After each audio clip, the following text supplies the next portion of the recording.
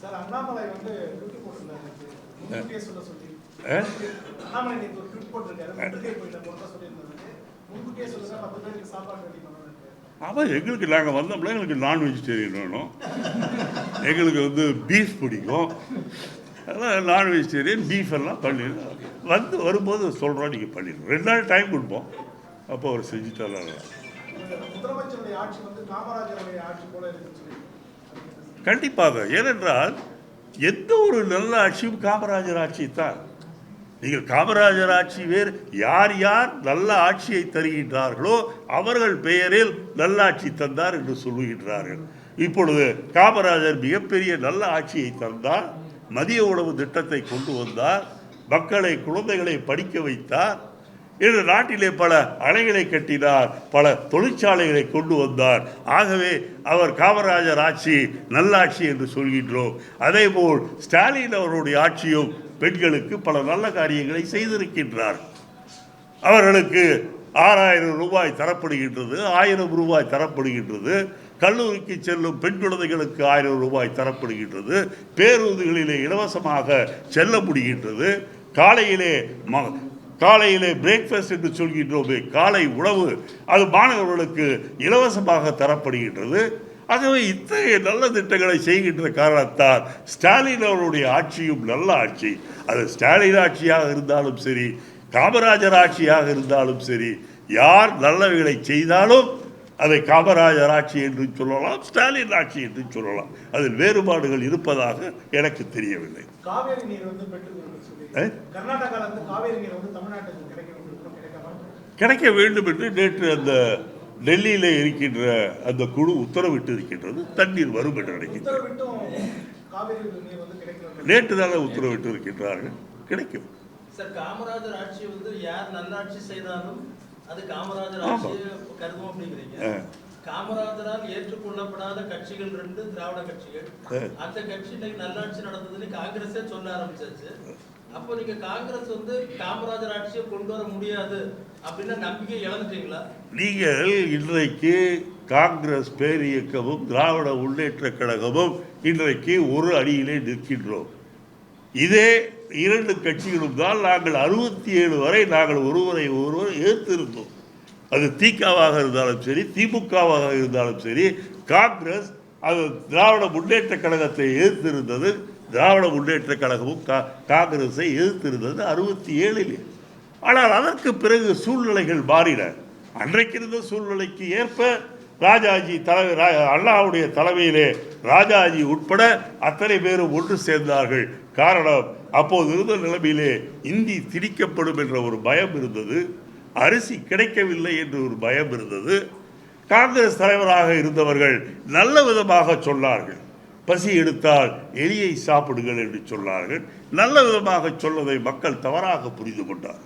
ஆகவே அன்றைய சூழ்நிலையில் காங்கிரஸும் திமுகவும் எதிரணியிலே இருந்தன. ஆனால் இன்றைக்கு ஒரு பாசிச சக்தியை, ஒரு வன்முறையாளரை, ஒரு மூளையிலே கிறுக்கு ஏற்பட்டிருக்கின்ற ஒருவரை, மோசமான ஒரு ஆட்சியை துரத்த வேண்டும், மதவெறி பிடித்தவர்களை இந்த நாட்டை விட்டு அனுப்ப வேண்டும், ஜனநாயகம் காக்கப்பட வேண்டும் என்பதில் காங்கிரசும் திமுகவும் உறுதியாக இருக்கின்ற காரணத்தால் இன்றைக்கு கொள்கையின் அடிப்படையில் நாங்கள் ஒன்று சேர்ந்திருக்கின்றோம். கொள்கையின் அடிப்படையிலான ஒரு கூட்டணிங்கிறீங்க. இப்போ திமுக என்ன சொல்றாங்கன்னா, திராவிட மாடல் ஆட்சி தான் இந்தியாவுக்கே வழிகாட்டக்கூடிய ஒரு ஆட்சிங்கிறாங்க. அப்போ காமராஜர் ஆட்சியை விட திராவிட மாடல் ஆட்சி சிறப்பான ஆட்சி, இந்தியாவுக்கே வழிகாட்டும் அப்படிங்கிறத நீங்க ஒத்துக்கிறீங்களா? நீங்கள் தமிழ்நாடு இந்தியாவுக்கே வழிகாட்டுகிறது யார் இல்லை என்று சொன்னார். ஸ்டாலின் தலைமையில் இருக்கின்ற இந்த அரசாங்கம் இந்தியாவிற்கு வழிகாட்டுகிறது என்று சொன்னால், காமராஜர் தலைமையில் இருந்த அரசாங்கமும் அன்றைக்கு இந்தியாவிற்கு வழிகாட்டியது. ஏனென்றால் காமராஜர் அவர்கள் தான் முதலில் பள்ளிக்கூட குழந்தைகளுக்கு மதிய உணவு திட்டத்தை கொண்டு வந்தார். அதற்கு பார்த்துதான் மற்ற மாநிலங்களில் அந்த திட்டம் கொண்டு வரப்பட்டது. இன்றைக்கு காலை உணவு பள்ளிக்கூட குழந்தைகளுக்கு இலவசமாக தரப்படும் என்று ஸ்டாலின் அவர்கள் அறிவித்த பிறகுதான் பல மாநிலங்களில் செய்யப்படுகிறது என்பதோடு மட்டுமல்ல, கனடா போன்ற நாடுகளில் தமிழகத்தை பார்த்து நாங்கள் செய்கின்றோம், இது நல்ல திட்டம் என்று சொல்லக்கூடிய அளவிற்கு வந்திருக்கின்றது. ஆகவே தமிழகத்தில் நடைபெறுகின்ற ஆட்சிகள் ஒவ்வொன்றும் சில குறைபாடுகள் இருந்தாலும் கூட, காமராஜர் ஆட்சியாக இருந்தாலும் சரி, ஸ்டாலின் அவருடைய ஆட்சியாக இருந்தாலும் சரி, உலகத்தில் இருக்கின்ற மற்ற நாடுகளுக்கு எடுத்துக்காட்டாக இங்கே நல்ல ஆட்சிகள் நடைபெறுகின்றது என்பதை ஒத்துக்கொள்ள வேண்டும்.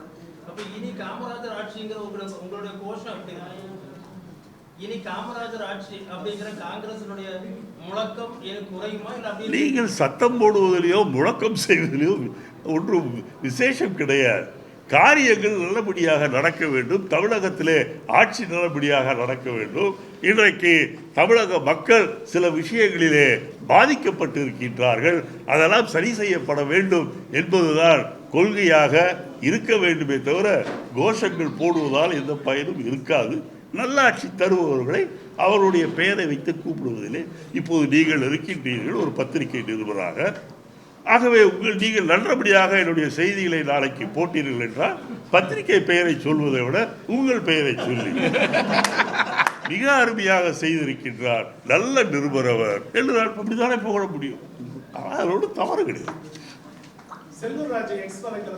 சார் அவரை விடுங்க சார், அவர் சும்மா அதான் நீங்கிட்ட அதுதான் சொல்கிறேன். நான் கூட அவரை பற்றி பெருமையாக ஏதோ ஒரு இதில் சொல்கிறேன். இப்போ பார்த்தா தான் இந்த ஆள் திருந்தவே மாட்டான்னு தெரியுது.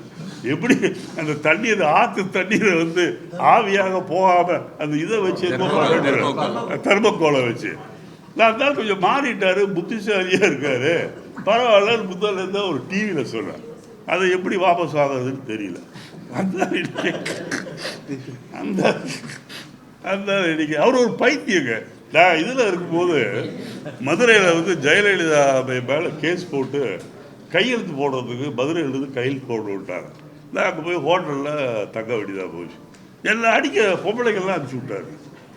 அப்புறம் நம்ம ஆளுங்கள்லாம் அடித்து துரத்தி விட்டாங்க. அப்புறம் எல்லாம் பத்திரிக்கை சொல்கிறாரு, நான் பொம்பளைகளை ஏன் அனுப்பிச்சேன்னா இளங்கோலாம் எங்களுக்கு வேண்டியவர் நல்லா இருக்காரான்னு பார்த்து வரதுக்காக போக சொல்கிறாங்க. அவங்க போகும்போது கொஞ்சம் வேகமாக போனாங்க, சேலையை எடுத்து மேலே கட்டிக்கிட்டாங்க, அதனால் அவங்க தப்பாக அடிச்சிட்டாங்கன்னு சொல்கிறேன். அதெல்லாம் ஒரு லூஸு விடு.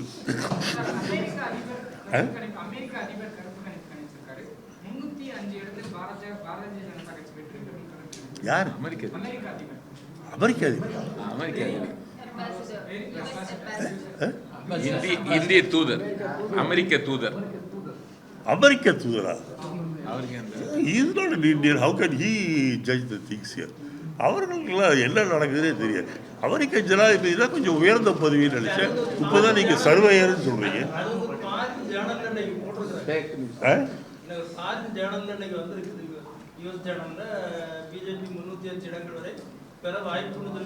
நானூறுன்னு சொன்னாங்களே.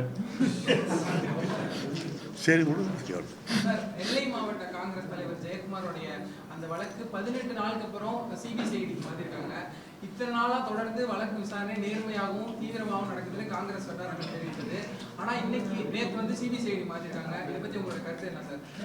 விரைவாக நடத்த வேண்டும் என்பதற்காக தான் சிபிசிஐடியை மாற்றி இருக்கின்றார்கள்.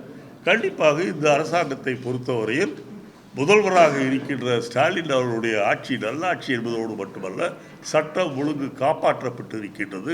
கண்டிப்பாக குற்றவாளியா அல்லது குற்றவாளிகளா என்பதை விரைவில் தமிழக காவல்துறை கண்டுபிடிக்கும். நீங்கள் 18 நாட்கள் சொல்கின்றீர்கள். வருடக்கணக்காக பல கொலை நிகழ்ச்சிகள் கண்டுபிடிக்கப்படாமலே இருக்கின்றது. தமிழ்நாட்டில் மட்டுமல்ல, உலகம் பூராவும் அப்படித்தான் இருக்கின்றது.